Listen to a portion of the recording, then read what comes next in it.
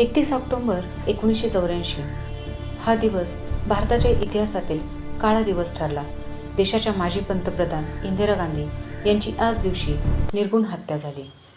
त्या दिवशी सकाळी सुमारे 9:20 इंदिरा गांधी यांनी आपल्या सरकारी निवासस्थान सफदरजंग रोड येथून बागेतून चालत होत्या.